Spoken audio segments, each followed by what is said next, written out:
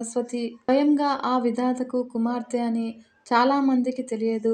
అయితే బ్రహ్మపురాణము, మత్స్యపురాణంలలో బ్రహ్మదేవుడు తన కూతురు అయిన సరస్వతీదేవిని పెళ్లి చేసుకున్నాడు అని ఉంది.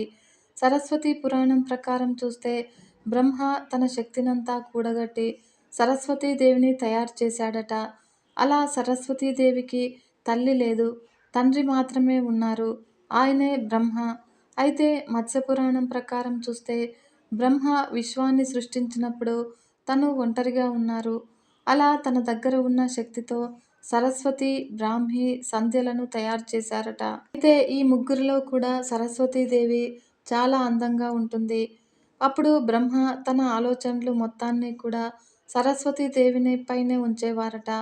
సరస్వతీదేవి బ్రహ్మ నుంచి తప్పించుకోవడానికి 4 దిక్కులలో దాక్కునేది.